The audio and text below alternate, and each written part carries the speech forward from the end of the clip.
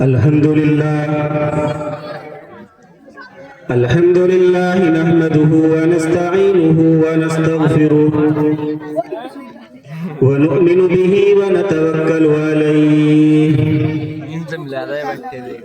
ونعوذ بالله من شرور أنفسنا ومن سيئات أعمالنا من يهده الله فلا مضل له ومن يضلله فلا هادي له ونشهد أن لا إله إلا الله وحده لا شريك له ونشهد أن سيدنا وسندنا ومولانا وحبيبنا وشفيعنا محمدا عبده ورسوله أما بعد أعوذ بالله من الشيطان الرجيم بسم الله الرحمن الرحيم ما آتاكم الرسول فخذوه وما نهاكم عنه فانتهوا صدق الله مولانا العلي العظيم قال النبي صلى الله عليه وسلم الدنيا مزرعة الآخرة وقال عليه الصلاة والسلام بہت ہی قابل قدر اسٹیج پر تشریف فرما علماء کرام، معزز و مکرم سامعین کرام، پس پردہ بیٹھی ہوئی میری مائیں اور بہنیں، سب سے پہلے تو میں مبارکباد پیش کروں گا جناب حضرت قاری محمد شاہد صاحب کو اور ان کے ساتھ کام کرنے والے عملے کو۔ الحمدللہ انہوں نے یہ اتنی خوبصورت محفل سجائی ہے، یقیناً یہ اس بات کی دلیل ہے کہ جناب حضرت قاری محمد شاہد صاحب دامت برکاتہم العالیہ بڑے ہی خلوص کے ساتھ آپ کے اس مدرسے میں بڑی ہی جد و جہد اور کوشش میں لگے ہوئے ہیں، اور آپ کے بچوں کو دن رات کی محنت اور لگن کے ساتھ اس قابل بنانا چاہتے ہیں کہ وہ دنیا میں بھی کامیاب ہوں اور آخرت میں بھی کامیابی ان کے قدم چومیں۔ الحمدللہ یہ فاضل نوجوان جناب قاری محمد شاہد صاحب ایک بہت ہی متحرک فعال شخصیت ہے اور اپنے آپ میں بہت اہمیت رکھتے ہیں۔ اللہ تبارک و تعالی نے ان سے اتنا بڑا کام لیا ہے، الحمدللہ ہم اپنی آنکھوں سے مشاہدہ کر رہے ہیں اور کرتے ہیں کہ قرآن کریم کے تعلق سے جناب حضرت قاری محمد شاہد صاحب بے لوث خدمات انجام دے رہے ہیں۔ میں دعا گو ہوں دربار عالی میں کہ اللہ رب العزت جناب حضرت قاری محمد شاہد صاحب دامت برکاتہم العالیہ کو ہر طرح سے ہمت اور حوصلہ عطا فرمائے رکھے اور اسی طریقے سے ان سے اپنے قرآن کا اپنے دین کا کام لیتا رہے۔ بہرحال یہ بڑی خوبصورت محفل، آپ حضرات یہاں پر بیٹھے ہوئے آپ کے خوبصورت چہرے اس محفل کو دوبالا کر رہے ہیں۔ یہاں کی یہ زیب و زینت اور یہ خوشیاں اور یہ مسکراہٹ، یہاں پر ہم سب کا آنا قرآن کریم کی نسبت پر ہوا ہے۔ قرآن کریم اللہ تبارک و تعالیٰ کا سب سے اعلیٰ اور عرفہ کلام ہے۔ میں آپ حضرات کو بلا کسی تمہید کے اپنے موضوع کی طرف لے چلنا چاہتا ہوں۔ دیکھو انسان کو دنیا کے اندر پیدا کیا ہے اور پیدا کرنے کے بعد یوں ہی چھوڑا نہیں ہے، بلکہ اس حقیقت سے ہم سب واقف ہیں کہ انسان جو بھی اس دنیا میں آیا اسے جانا ہے۔ کتنے ہی لوگ گزشتہ اجلاس میں ہمارے اس جلسے کی، اس پروگرام کی زینت تھے، جو اس درمیان میں ہمارے اس جلسے میں بیٹھے ہوئے اس جلسے کو زینت بخش رہے تھے، لیکن آج کے اس اجلاس میں، آج کی اس پرنور محفل میں وہ دنیا کو خیر آباد کہہ کر کے چلے گئے ہیں، وہ چہرے نظر نہیں آتے۔ بہت سے لوگ ہوں گے ایسے کہ جو اس دنیا کو چھوڑ کر چلے گئے اور وہ آج اس جلسے کی زینت نہیں ہے، اور اسی طریقے سے آئندہ سال جو جلسہ ہوگا نہ جانے ہم میں سے کون اس جلسے کی زینت بنے گا اور کون تقدیر کے ہاتھوں اپنے مقدر کو لے کر کے اللہ کے یہاں چلا جائے گا۔ میرے بھائیوں، آپ ذرا سمجھو اس بات کو کہ اللہ تبارک و تعالی نے دنیا میں بسنے والے انسانوں کے درمیان میں ایک رشتہ ڈالا ہے۔ ایک رشتہ تو یہ ہے کہ کوئی کسی کو اپنا والد کہے، ایک رشتہ یہ ہے کہ کوئی کسی کو اپنی ماں کہے، ایک رشتہ یہ ہے کہ کوئی کسی کو اپنی بہن کہے، ایک رشتہ یہ ہے کہ کوئی کسی کو اپنا بھائی کہے، ایک رشتہ یہ ہے کہ کوئی کسی کو اپنا چاچا کہے، کوئی پھوپھا کہے، کوئی ماما کہے، کوئی کسی رشتہ داری کے تعلق سے اپنے اس رشتہ دار کو پکارے۔ ان کے علاوہ بہت ساری رشتہ داریاں اور رشتے اس دنیا کے اندر قائم ہیں جو اللہ نے قائم کیے ہیں، لیکن ان تمام رشتوں سے ہٹ کر ایک رشتہ اللہ تبارک و تعالیٰ نے قائم کیا ہے، اور ساری انسانیت کے درمیان، سارے ایمان والوں کے درمیان اللہ تبارک و تعالیٰ نے ایک رشتہ ڈالا ہے۔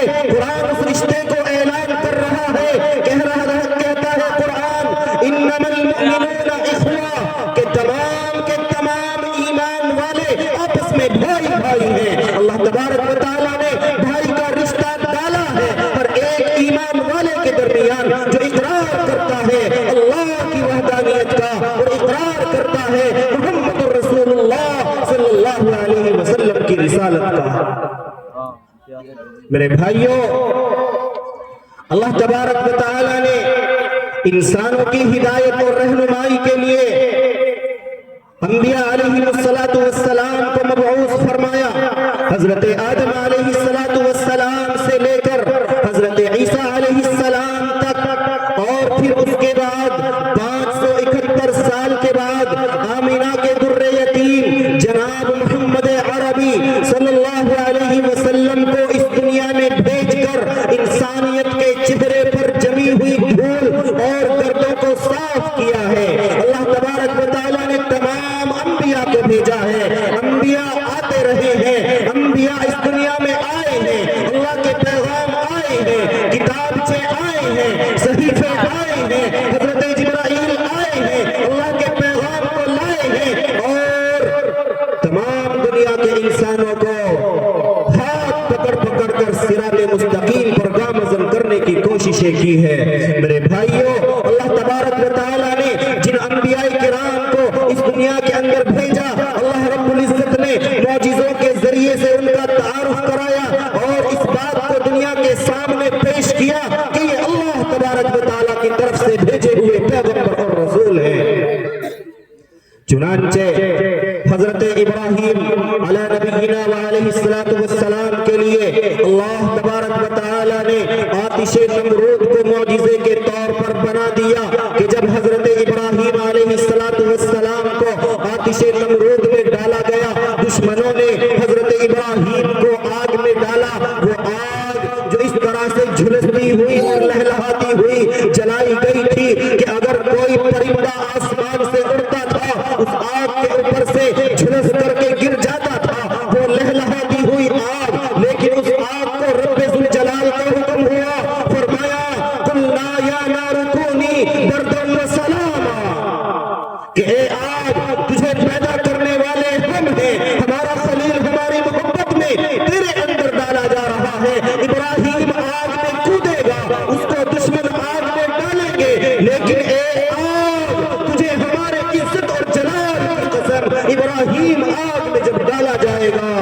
کی کھال تو کیا، اس کی چمڑی پر جمے ہوئے ایک ایک روے تک بھی تیرا اثر نہ پہنچنے پائے۔ آگ میں ڈالا گیا حضرت ابراہیم علیہ السلام کو، لیکن آگ نے روے تک کو نہیں جلایا۔ کیوں؟ کیونکہ جس آگ کو اللہ تبارک و تعالیٰ نے پیدا کیا ہے، اس رب کا حکم ہو گیا تھا کہ اے آگ، تیری صلاحیت یہ ہے کہ اگر تیرے اندر کوئی چیز جلنے والی ڈالی جاتی ہے تو اسے جلا کر کے راکھ کر دیتی ہے، لیکن حکم ہمارا ہے، رب نے کہا تھا حضرت ابراہیم علیہ السلام کے بدن کو نہیں جلانا ہے۔ حضرت ابراہیم علیہ السلام کے لیے اللہ تبارک و تعالیٰ نے آتش نمرود کو معجزہ بنایا، ٹھیک اسی طرح سے حضرت موسیٰ علیہ نبینا و علیہ السلام کے لیے اللہ تبارک و تعالیٰ نے حضرت موسیٰ کے عصا کو معجزے کے طور پر بنایا کہ جب فرعون نے حضرت موسیٰ اور حضرت موسیٰ کے حواریین کا تعاقب کیا، دریائے نیل سامنے آ جاتا ہے۔ حضرت موسیٰ علیہ السلام کے ہاتھ میں آپ کا وہ عصا ہے، اللہ کے حکم سے حضرت موسیٰ نے اس عصا کو دریا پر مارا ہے۔ اللہ تبارک و تعالیٰ نے دریا کے اندر 12 راستے تیار کر دیے ہیں، اور پانی جو ادھر تھا وہ ادھر رک گیا ہے، ادھر کا پانی ادھر رک گیا ہے۔ حضرت موسیٰ علیہ السلام اپنے لشکر کے ساتھ دریائے نیل سے پار ہو جاتے ہیں۔ اللہ تبارک و تعالیٰ نے حضرت موسیٰ کے لیے حضرت موسیٰ علیہ السلام کے عصا کو معجزے کے طور پر بنایا تھا۔ ٹھیک اسی طرح سے حضرت عیسیٰ علیہ نبینا علیہ السلام کے لیے اللہ تبارک و تعالیٰ نے یہ معجزہ رکھا کہ اگر وہ کسی کوڑھی یا کسی ایسے مریض کے بدن کے اوپر اپنا ہاتھ رکھتے کہ جو اپنی بیماری کی وجہ سے ایسی بیماری میں مبتلا ہو چکا ہوتا تھا کہ وہ بیماری ٹھیک نہیں ہوتی تھی، سارے ڈاکٹر اور حکیم اس بیماری سے عاجز آ چکے ہوتے تھے، حضرت عیسیٰ علیہ نبینا علیہ السلام اس بیمار کے بدن پر، اس بیمار آدمی کے اس بیماری والے حصے پر اپنا ہاتھ رکھتے، اللہ تبارک و تعالیٰ ان کے ہاتھ کی برکت کی وجہ سے اس بیمار آدمی کو صحت اور تندرستی عطا فرما دیتا تھا۔ یہ معجزہ تھا حضرت عیسیٰ علیہ نبینا علیہ السلام کا۔ بڑی لمبی تفصیل ہے، حضرات انبیاء علیہ السلام کو معجزات عطا کیے گئے ہیں، لیکن بتانے کا مقصد یہ ہے کہ جو سب سے اخیر میں آیا، آمینہ کا لاڈلا در یتیم، مدینے کی وادیوں میں لہلہانے والا محمد عربی صلی اللہ علیہ وسلم، اللہ تبارک و تعالیٰ نے اپنے حبیب کو جو معجزے کے طور پر ایک چیز عطا فرمائی، وہ یہ قرآن کریم ہے جو اللہ کا سب سے مقدس اور پاکیزہ کلام ہے، جو آپ کے اس مدرسے میں جناب حضرت قاری محمد شاہد صاحب آپ کے بچوں کو پڑھاتے ہیں۔ یہ معجزہ ہے اس امت محمدیہ کے لیے، یہ معجزہ ہے اللہ کے نبی صلی اللہ علیہ وسلم کے لیے۔ اے میرے بھائیوں، ذرا آپ غور کیجئے گا اس بات پر کہ ایک چھوٹا سا بچہ اپنے سینے کے اندر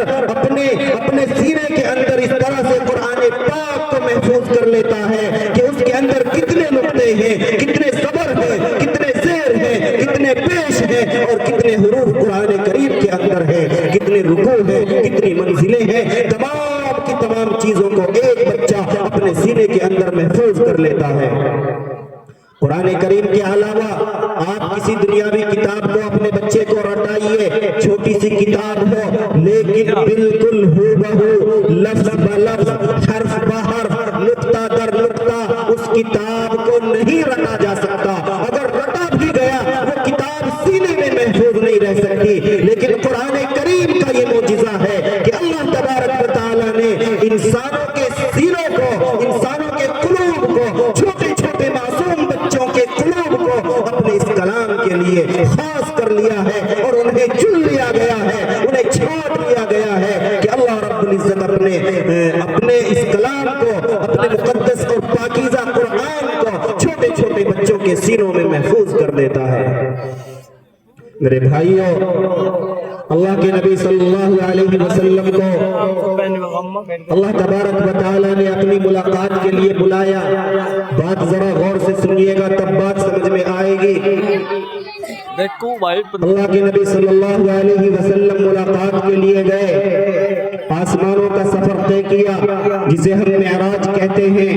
बताने का मकसद ये सफर नहीं है, लेकिन आप जरा ध्यान से सुनिए कि अल्लाह के रसूल सल्लल्लाहु अलैहि वसल्लम अल्लाह तबारक व तआला से मुलाकात के लिए जा रहे हैं। अल्लाह ने अपने हबीब को बुलाया है और ये सिलसिला चलता है।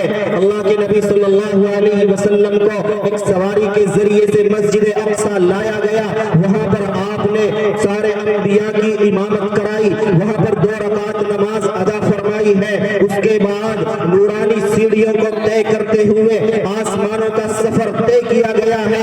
पहला आसमान आया है, पहले आसमान पर अल्लाह तबारक व तआला ने अपने हबीब के लिए फरिश्तों को इकट्ठा किया है और तमाम फरिश्तों ने अल्लाह के नबी सल्लल्लाहु अलैहि वसल्लम का वेलकम और इस्तकबाल किया है। दरवाजा खोला गया है, पहले आसमान पर हाजिर होते हैं। नबी पाक सल्लल्लाहु अलैहि वसल्लम पहले आसमान पर तशरीफ ले जाते हैं। मुलाकात होती है हजरत आदम अला नबीना व अलैहि सलातु वस्सलाम से। एक अजीब मंजर है, एक अजीब कैफियत है कि एक पुरजोश अंदाज में अल्लाह के नबी सल्लल्लाहु अलैहि वसल्लम का वेलकम और इस्तकबाल कराया गया है। लेकिन बताने का मकसद ये भी नहीं है।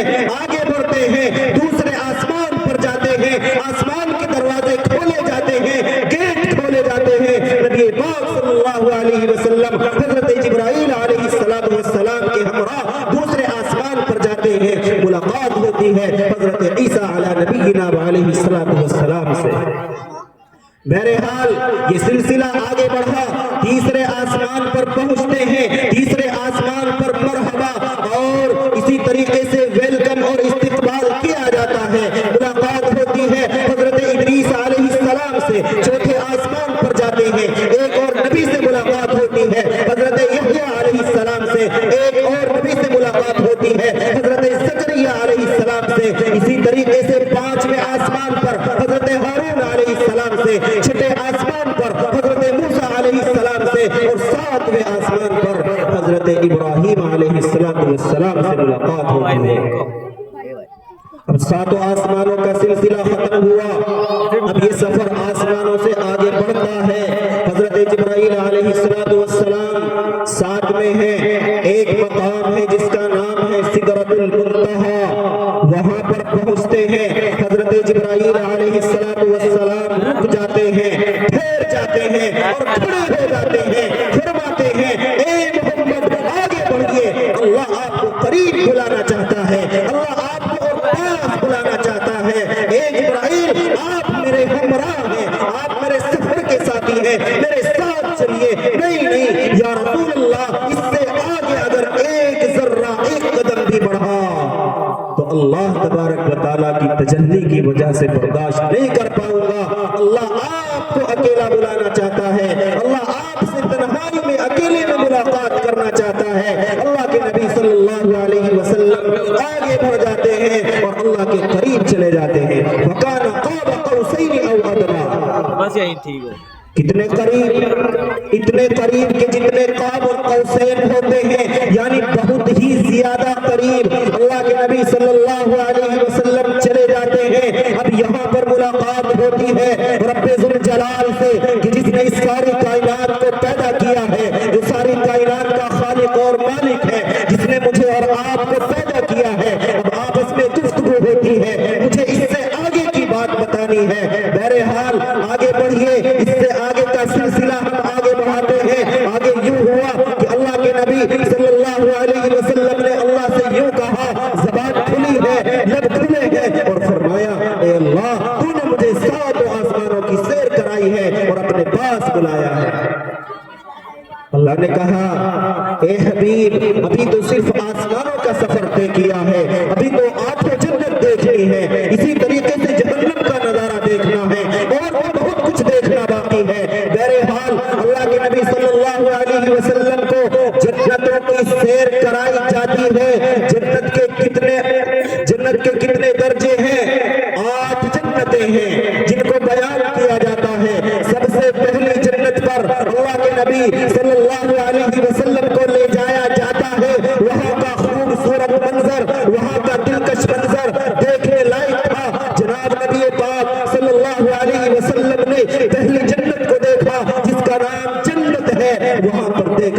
कितना दिलकश और खूबसूरत रूहानी मंजर है। लेकिन उससे भी आगे बढ़े, दूसरी जन्नत पर पहुंचे, पहली जन्नत का नक्शा दब गया, यानी दूसरे दर्जे की जो जन्नत थी वो उससे ज्यादा आला पैमाने पर खूबसूरत और दिलकश अंदाज में बनाई गई थी। अल्लाह के नबी सल्लल्लाहु अलैहि वसल्लम ने दूसरी जन्नत का दीदार किया, फिर तीसरी जन्नत पर तशरीफ ले गए। वहां देखा कि दूसरी जन्नत का नक्शा दब जाता है। क्यों? इसलिए कि वो उससे ज्यादा दिलकश और खूबसूरत है, वहां का जो मंजर है वो उससे ज्यादा खूबसूरत है। ये सिलसिला आगे बढ़ता है, चौथी जन्नत पर तशरीफ ले जाते हैं, तीसरी का नक्शा दब जाता है, पांचवी पर जाते हैं, छठी पर जाते हैं और सातवीं जन्नत पर जाते हैं। फिर आठवें दर्जे की जो जन्नत है उसका नंबर आता है जिसका नाम है जन्नतुल फिरदौस।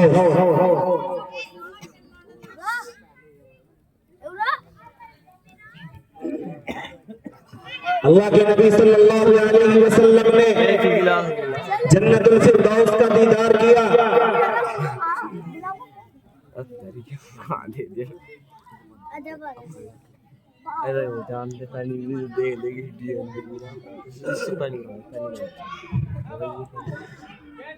अल्लाह के नबी सल्लल्लाहु अलैहि वसल्लम ने अभी तक जो 7 जन्नतें देखी उन सब का नक्शा दब गया। क्यों? इसलिए कि जन्नतुल फिरदौस को कुछ इस अंदाज में अल्लाह तबारक व तआला ने मुज़य्यन किया है कि खुद नबी पाक सल्लल्लाहु अलैहि वसल्लम का दिल जन्नतुल फिरदौस में लग गया। अल्लाह की तरफ से ऑर्डर आया, ए मोहम्मद क्या जन्नत का दीदार कर लिया है? फरमाया हाँ या रब्बे ज़ुल जलाल, जन्नतुल फिरदौस का दीदार तो कर चुका हूँ, लेकिन एक सवाल मेरे ज़हन में आ रहा है। हाँ पूछिए मेरे हबीब, क्या पूछना चाहते हो? अल्लाह के नबी सल्लल्लाहु अलैहि वसल्लम की ज़बान मुबारक खुली है, अल्लाह से सवाल कर लिया है। फरमाया ए अल्लाह, जन्नतुल फिरदौस को आपने इतना खूबसूरत बनाया है, जन्नतुल फिरदौस को आपने इतना दिलकश बनाया है कि मेरा वहां पर दिल लग गया है। मैं पूछना चाहता हूँ कि ये जन्नतुल फिरदौस, ये 8वें दर्जे की जो जन्नत है, ये किसके लिए बनाई गई है? कौन लोग इसके अंदर दाखिल होंगे? फरमाया ए मेरे हबीब, मैंने 1,24,000 अंबिया को दुनिया में मबऊस फरमाया है। उन तमाम नबियों में सबसे आला और अरफा मकाम तेरा है। इसी तरीके से तेरे ऊपर जो किताब कुरान करीम नाजिल की गई है, सारे किताबों में, सारे सहीफों में, सारे किताबचों में वो किताब सबसे आला और अरफा है। ठीक इसी तरह से जो तेरी उम्मत है, उम्मत मुहम्मदिया, वो उम्मत सारी उम्मतों में सबसे आला और अरफा है। ये जो जन्नतुल फिरदौस मैंने तैयार की है, वो तेरी उम्मत मुहम्मदिया के तैयार की है। सुभान अल्लाह। एकदम नीचे अल्लाह के नबी सल्लल्लाहु अलैहि वसल्लम जन्नतों का दीदार कर रहे हैं, लेकिन मुझे और आपको नहीं भूलते। मुझे और आपको नबी पाक सल्लल्लाहु अलैहि वसल्लम जन्नत में याद फरमा रहे हैं। अल्लाह के नबी सल्लल्लाहु अलैहि वसल्लम ने सवाल किया है, अल्लाह की तरफ से ऐलान आया है। अल्लाह तबारक व तआला के उस जवाब को अल्लाह के नबी सल्लल्लाहु अलैहि वसल्लम के कानों ने सुना है और फिर दुनिया में आकर के नबी सल्लल्लाहु अलैहि वसल्लम की ज़बान ने दुनिया वालों को बतलाया है। उसी नबी पर अल्लाह तबारक व तआला ने अपनी एक मुक़द्दस किताब नाजिल फरमाई, जिसको हम कुरान करीम कहते हैं, जो इन मदारिस के अंदर पढ़ाई जाती है। मेरे भाइयों, ये कुरान इतनी पाकीज़ा किताब है कि खुद नबी पाक सल्लल्लाहु अलैहि वसल्लम पर इसे नाजिल किया गया है। मेरे भाइयों, ए हुजूर नगर के नौजवानों, मेरे बुजुर्गों, यहाँ बैठने वालों, इन तमाम तर किताबों में जितनी किताबें आसमान से नाजिल की गई हैं, अगर सबसे आला, सबसे अरफा, सबसे बुलंद वाला कोई किताब है तो वो ये कुरान करीम है, जो आपके बच्चों को इस मदरसे में जनाब हजरत कारी मोहम्मद शाहिद साहब पढ़ा रहे हैं। ये किताब सबसे आला, इस किताब को जो अपने सीनों में महफूज कर ले वो सबसे आला। क्यों?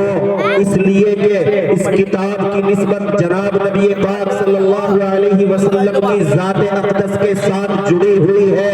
और नबी पाक सल्लल्लाहु अलैहि वसल्लम की ज़ात अक़दस अल्लाह तबारक व तआला की ज़ात سے بلند و بالا ہے، سب سے عرفہ ہے۔ ٹھیک اسی طرح سے نبی پاک صلی اللہ علیہ وسلم کی ذات پر نازل ہونے والا یہ کلام بھی سب سے اعلیٰ اور عرفہ ہے۔ آپ نے سنا ہوگا کہ کل قیامت کے میدان میں تمام کے تمام لوگ بڑی پریشانی کے عالم میں ہوں گے، نفسی نفسی کا عالم ہوگا، سورج نزدیک کر دیا جائے گا، لوگ پسینوں میں شرابور ہوں گے اور بڑی ہی مدہوشی کا عالم ہوگا، لوگ خوفناک اور وحشتناک ماحول میں ہوں گے۔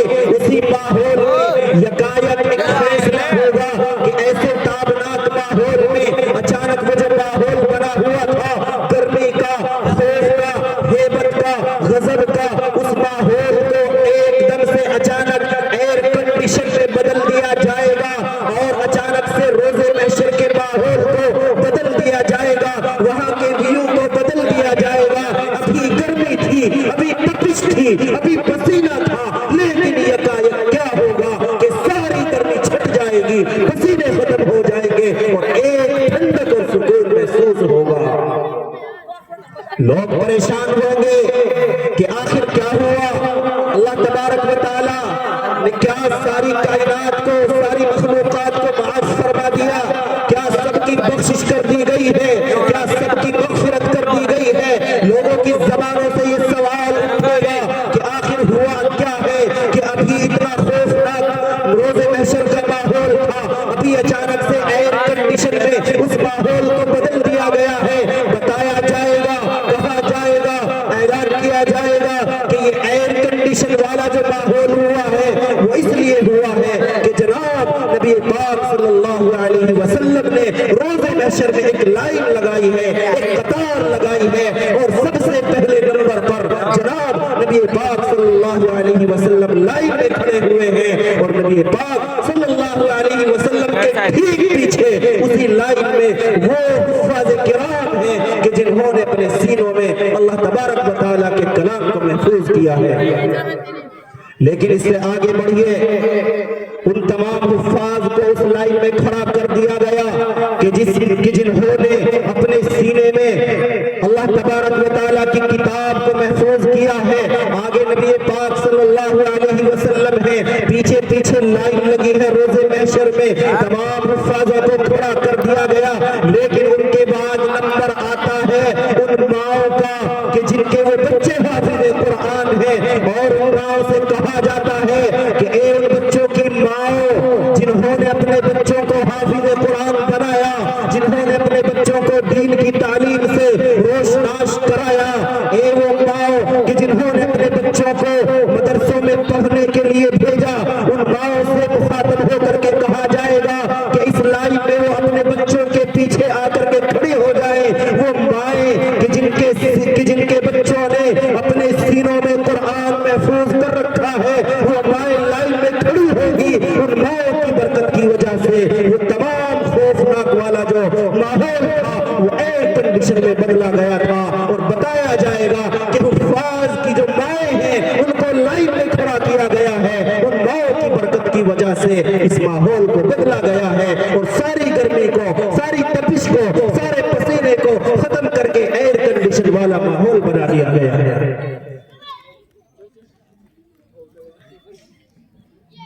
سبحان اللہ کہیے، کتنا بڑا مقام ہے اللہ تبارک و تعالیٰ کے یہاں ان مدرسے میں پڑھنے والے بچوں کا، اور صرف ان مدرسے میں پڑھنے والے بچوں کا ہی نہیں بلکہ ان ماؤں کا، کیونکہ یہاں پر میری مائیں بہنیں بیٹھی ہوئی ہیں، اس لیے میں مخاطب ہوتا ہوں اپنی ماؤں سے کہ اے یہاں پر بیٹھنے والی ماؤں، آپ اپنے آپ کو حقیر نہ سمجھیں، آپ اپنے آپ کو کمتر نہ سمجھیں، آپ یہ نہ سمجھیں کہ میرا بچہ ہونہار نہیں ہے، آپ یہ نہ سمجھیں کہ میرا بچہ ڈاکٹر نہیں بن پایا ہے، آپ یہ نہ سمجھیں کہ میں نے اپنے بچے کو انجینئر نہیں بنایا ہے، آپ یہ سمجھیں کہ آپ کا بچہ اگر اس مدرسہ فیض العلوم میں تعلیم حاصل کر رہا ہے تو اللہ کے یہاں اس کا مقام اور مرتبہ یہ ہے کہ کل روز محشر میں ان ماؤں کو، ان والد کو ایسا تاج پہنایا جائے گا کہ لوگ دیکھ کر کے عش عش کرنے لگیں گے،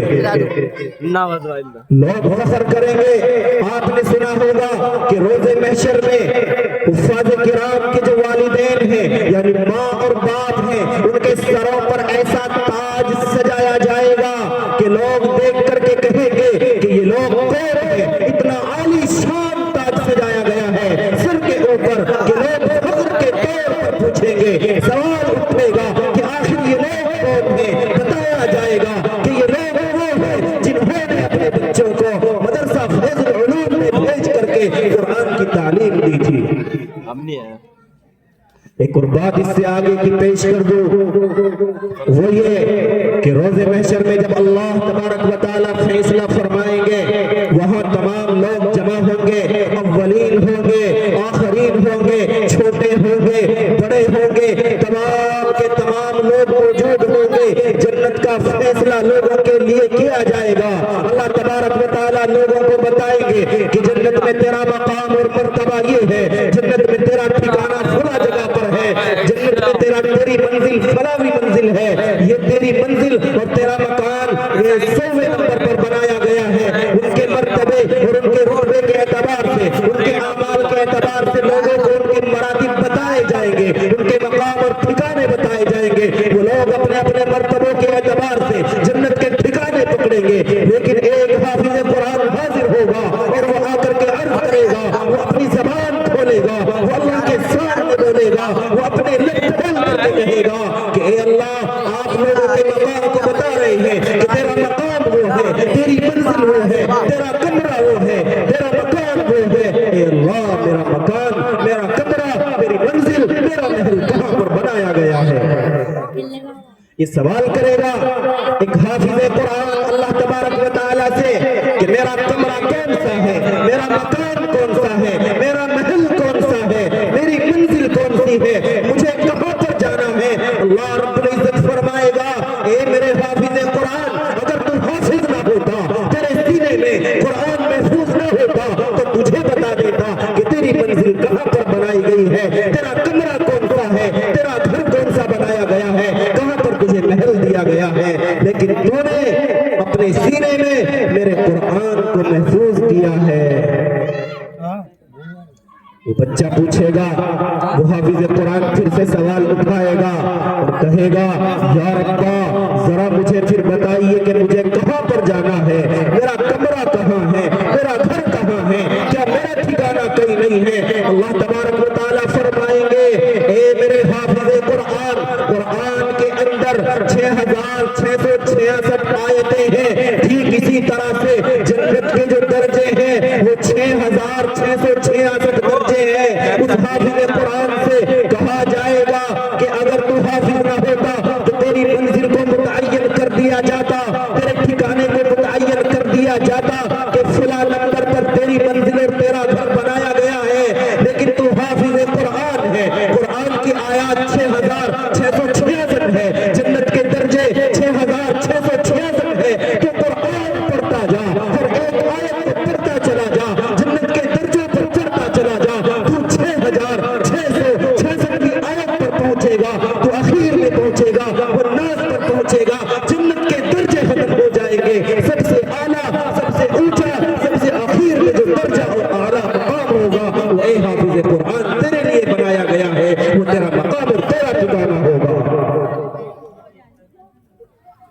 ये मकाम है एक हाफिज़ कुरान का, ये मर्तबा है एक हाफिज़ कुरान का कि जो इन मदारिस में रहकर, इन मकातिब में रहकर के कुरान करीम को अपने सीनों में महफूज करते हैं। मेरे भाइयों, आप इन मकातिब को, आप इन मदारिस को हकीर न जाने, आप ये न जाने कि हमारे गांव का एक छोटा सा मदरसा है, इसका कोई मकाम और मर्तबा नहीं है। मैं आपको बताता चलूं कि कोई भी मदरसा, कोई भी मकतब ऐसा नहीं है कि जिसकी अजमत, इज्जत, रफ़अत और बुलंदी में कोई कमी आ सकती है। मेरे भाइयों, कहीं पर भी बैठ करके कोई भी एक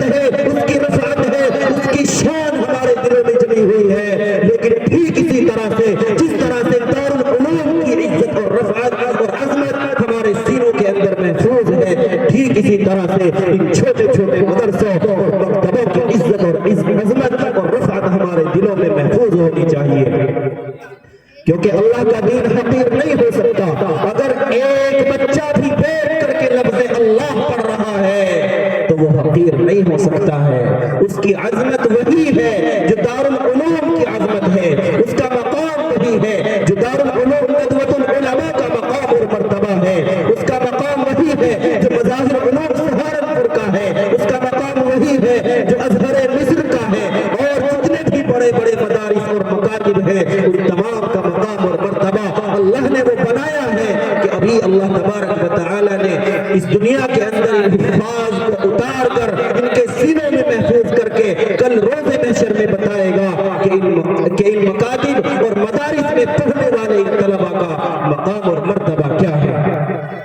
میرے بھائیوں، یہ مدارس، یہ مکاتب دینیہ ایک طرح سے میری اور آپ کی ذمہ داری کو ادا کر رہے ہیں۔ آپ ذرا یہ سمجھے کہ میرے اور آپ کے جو بچے ہیں ان کی تربیت، ان کی تعلیم کی ذمہ داری میری اور آپ کی ہے کہ ہم اپنے بچوں کو صحیح تعلیم سے روشناس کرائیں، ہم اپنے بچوں کو قرآن پڑھائیں، ہم اپنے بچوں کو کلمہ سکھائیں، ہم اپنے بچوں کو نماز سکھائیں، ہم اپنے بچوں کو دین سے آگاہ کرائیں، لیکن قربان جائیے ان مدارس اسلامیہ پر، قربان جائیے ان مکاتب دینیہ پر کہ یہ آپ کی طرف سے آپ کی ذمہ داری کو ادا کر رہے ہیں اور یہ آپ کے بچوں کو قرآن سکھا رہے ہیں، یہ آپ کے بچوں کو دین پڑھا رہے ہیں، یہ آپ کے بچوں کو کلمہ پڑھا رہے ہیں، یہ آپ کے بچوں کی تربیت کر رہے ہیں۔ قربان جائیے ان مدارس اسلامیہ پر اور ان میں پڑھانے والے استادوں پر، ان میں پڑھانے والے علماء پر کہ یہ ہماری اور آپ کی طرف سے ان تمام تر ذمہ داریوں کو ادا کر رہے ہیں۔ میرے بھائیوں، میں اپنی بات کو مختصر کرتا چلوں۔ جناب حضرت مفتی محمد اصغر صاحب دامت برکاتہم العالیہ ہم سب کے بڑے تشریف لا چکے ہیں، اس لیے میں اپنی بات کو سمیٹ رہا ہوں اور میری مائیں بہنیں یہاں پر تشریف فرما ہیں، ان کی خدمت میں ایک چھوٹی سی بات عرض کر کے اپنی جگہ لے رہا ہوں۔ میں آپ کو ایک چھوٹی سی بات کہنا چاہتا ہوں کہ ابھی تازہ ترین رپورٹ کے مطابق ایک صحیفہ ہے، ایک صحافیہ ہے، ایک رپورٹر ہے الجزیرے کی جن کا نام خدیجہ ہے، انہوں نے اپنی رپورٹ میں ایک تحریر درج کی ہے۔ امریکہ کا یہ واقعہ ہے، تازہ ترین واقعہ ہے۔ وہ جو صحافیہ اور رپورٹر ہے جن کا نام خدیجہ ہے، وہ اپنے صحیفے کے اندر، اپنے رپورٹ کے اندر ایک رپورٹ درج کرتی ہے۔ انہوں نے لکھا کہ امریکہ میں انہیں کسی کام سے جانا پڑا اور امریکہ کا ایک بہت ہی معروف و مشہور شاپنگ مال، وہاں پر انہیں کچھ کام تھا، وہ شاپنگ کرنی تھی۔ وہ شاپنگ کرنے کے لیے وہ صحافیہ، وہ رپورٹر اس مال میں جاتی ہے اور وہ بیان کرتی ہے۔ انہوں نے اپنی رپورٹ میں لکھا ہے کہ وہ کیش کاؤنٹر پر جاتی ہے جہاں پر کیش پے کیا جاتا ہے۔ جب آپ وہاں سے شاپنگ کرتے ہیں، شاپنگ کرنے کے بعد جس کاؤنٹر پر پے کیا جاتا ہے اس شاپنگ کا، وہاں پر وہ کھڑی تھی، اپنی شاپنگ کا پے کرا رہی تھی۔ انہوں نے لکھا کہ اسی درمیان میں ایک باپردہ خاتون وہاں پر حاضر ہوتی ہے، اس کے ہاتھ میں ایک بہت بڑا سا سامان ہے اور اس کے ہاتھ میں ایک پرچہ ہے، ایک بل ہے۔ وہ آ کر کے اس کیش کاؤنٹر پر جو آنر کھڑی تھی، ایک لڑکی تھی، اس کے ہاتھ میں وہ بل تھماتی ہے اور اس کو کہتی ہے کہ ذرا اس بل کو دیکھیے گا۔ اس لڑکی نے اس بل کو دیکھا، اسے کچھ سمجھ نہ آیا۔ اس باحیا باپردہ خاتون سے پوچھا کہ آخر معاملہ کیا ہے، مجھے اس کے اندر کوئی کمی نظر نہیں آئی۔ اس خاتون نے بتایا کہ میں کل آپ کے اس مال میں شاپنگ کرنے کے لیے آئی تھی اور میں نے یہاں سے بہت سارا سامان خریدا تھا۔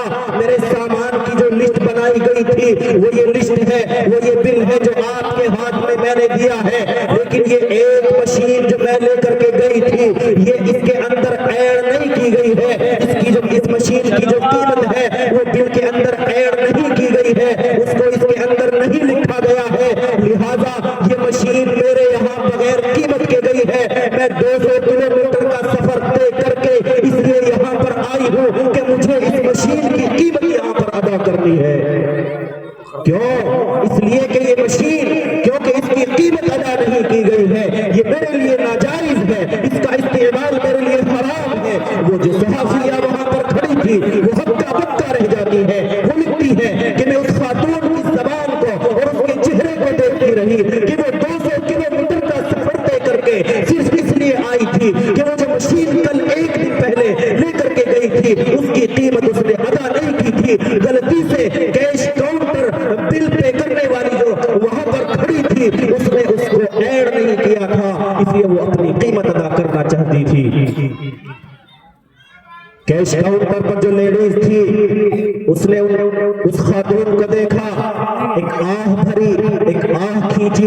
امریکہ جیسے شہر میں ایک معروف مشہور بڑے مال کے اندر ایک خاتون پردے میں ملبوس ہو کر کے 200 کلومیٹر کا سفر طے کر کے واپس آتی ہے صرف اس لیے کہ وہ جو مشین لے کر کے گئی تھی اسے اس کی قیمت دوبارہ سے وہاں جمع کرانی تھی۔ وہ اپنے اس مال کے جو آنر ہیں، جو وہاں کے آنر تھے، ان کو بلاتی ہے اور اسے یہ سارا ماجرا بیان کرتی ہے، اور جو وہاں کے بڑے بڑے آنر ہوتے ہیں وہ سب جمع ہو جاتے ہیں، آپس میں کچھ مشورہ کرتے ہیں اور اس خاتون کا ویلکم کرتے ہیں، سواگت کرتے ہیں، استقبال کرتے ہیں، انہیں بدھائی دیتے ہیں، ان کی تعریف کرتے ہیں اور کہتے ہیں کہ آپ نے ایک بڑا اونچا کام کیا ہے کہ یہاں سے اتنی چیزیں لے جاتے ہیں لوگ، لیکن اس طرح سے کوئی واپس آ کر کے کسی چیز کی قیمت ادا کرے، یہ ایک بہت بڑی بات ہے۔ لہٰذا ہماری طرف سے یہ مشین آپ کو بطور گفٹ ہے، بطور ہدیہ ہم اس کو پیش کر رہے ہیں۔ لیکن اس خاتون نے کہا کہ آپ کی محبتوں کو سلام کرتی ہوں، میں آپ کی محبتوں اور آپ کے احساس اور آپ کے جذبوں کی قدر کرتی ہوں، لیکن میں جس نیت سے جس ثواب کے لیے یہاں پر واپس آئی ہوں، میں آپ کے اس گفٹ کو قبول کر کے اپنے اس ثواب کو، اپنے اس اجر کو کھونا نہیں چاہتی ہوں۔ میں اس لیے آئی ہوں کہ میں واپس اس کا جو بل تھا، اس کے جو پیسے تھے وہ ادا کروں گی، کیونکہ یہ میرے لیے اب تک ناجائز تھی، حرام تھی۔ اس کا بل جمع ہوگا، اس کے پیسے ادا ہوں گے، یہ میرے لیے جائز ہو جائے گی۔ یہ جو عمل ہوا ہے واپس آنے جانے کا، اس کا جو اجر میرا اللہ مجھے دے گا، میں اس کو ضائع نہیں کرنا چاہتی ہوں۔ وہ صحافیہ، وہ رپورٹر خدیجہ لکھتی ہے کہ وہاں پر سب ہکے بکے حیران رہ گئے۔ بتانے کا مقصد یہ ہے کہ یہاں پر بیٹھنے والی میری ماں، یہاں پر بیٹھنے والی میری بہن، یہ ایمانداری اس خاتون کے اندر کہاں سے آئی ہے؟ یقینی بات ہے کہ اس خاتون کے اندر یہ ایمانداری ان مدارس اسلامیہ سے آئی ہے، اس تعلیم سے آئی ہے جو اس نے اپنے سینے میں محفوظ کی تھی۔ پتہ یہ چلا کہ وہ جو عورت، وہ جو خاتون وہاں پر آئی تھی وہ حافظ قرآن تھی، اس کے سینے میں قرآن محفوظ تھا، اس لیے اسے اللہ کا خوف تھا کہ کوئی ایسی مشین جس کا بل پے نہیں ہو پایا ہے اس کے لیے استعمال کرنا ناجائز اور حرام ہے۔ وہ انہی مدارس کی دین تھی کہ وہ 200 کلومیٹر کا سفر طے کر کے واپس اپنی اس مشین کی قیمت اور اس کا بل پے کرنے گئی تھی۔ میری ماؤں بہنوں، میں آپ سے کہنا چاہتا ہوں کہ آپ بھی اپنے اندر وہی ایمانداری پیدا کیجئے، اپنے سینوں میں قرآنی تعلیمات کو محفوظ کیجئے، اپنے سینوں میں اس تربیت کو محفوظ کیجئے کہ جو اس خاتون نے وہاں پر پیش کی تھی۔ خیر بہرحال میں اپنی بات کو مختصر کرتے ہوئے ایک درخواست آپ سے بالکل اخیر میں کرنا چاہتا ہوں، اور وہ یہ ہے کہ اے میری ماں اور میری بہن، میری بیٹی، آپ کے جو کردار ہیں وہ اس طرح ہیں کہ آپ اگر ایک ماں ہیں تو اچھی ماں بننے کی کوشش کیجئے، آپ اگر ایک بیٹی ہیں تو اچھی بیٹی بننے کی کوشش کیجئے، آپ اگر ایک بہن ہیں تو ایک اچھی بہن بننے کی کوشش کیجئے، آپ اگر ایک بیوی ہیں تو ایک اچھی بیوی بننے کی کوشش کیجئے، اپنے کردار کو اعلیٰ پیمانے پر پیش کرنے کی کوشش کیجئے، انشاءاللہ العزیز کامیابی تیرے قدم چومے گی۔ اسی طرح سے یہاں پر جو معزز حضرات بیٹھے ہوئے ہیں ان سے بھی درخواست کروں گا کہ آپ اگر ایک باپ ہیں تو اچھے باپ بنیے، آپ اگر ایک بیٹے ہیں اچھے بیٹے بنیے، آپ اگر ایک بھائی ہیں اچھے بھائی بنیے، آپ اگر ایک شوہر ہیں تو اچھے شوہر بننے کی کوشش کیجئے، اپنے آپ آپ نے اپنے اندر وہ تعلیم، وہ مشن پیدا کیجئے، وہ تربیت پیدا کیجئے جو ان مدارس اسلامیہ سے چھوٹے چھوٹے بچوں کو پڑھائی اور سکھائی جاتی ہے۔ آپ حقیر نہ سمجھے اپنے بچوں کو اور ان مدارس اسلامیہ کو۔ یہاں پر جو بچے تعلیم حاصل کرتے ہیں وہ قرآن کو اپنے سینوں میں محفوظ کرتے ہیں۔ میرے بھائیوں، میں نے ابھی بتایا کہ ان بچوں کا جو مقام اور مرتبہ ہے وہ اللہ کے یہاں کیا ہے۔ خیر بہرحال ہم سب دعا کریں کہ اللہ رب العزت ہم سب کے سینوں کے اندر قرآن کریم کی عظمت اور محبت کو پیدا فرما دے، اور اس مدرسے کے لیے دل سے دعا ہے کہ اللہ تبارک و تعالی اس مدرسے کو خوب خوب ترقیات عطا فرما دے۔ جناب قاری محمد شاہد صاحب، ان کے ساتھ کام کرنے والا عملہ، اللہ تبارک و تعالی ان کی محنتوں کو بے حد قبول فرما لے۔ وآخر دعوانا الحمدللہ رب العالمین۔ جزاکم اللہ خیرا کثیرا۔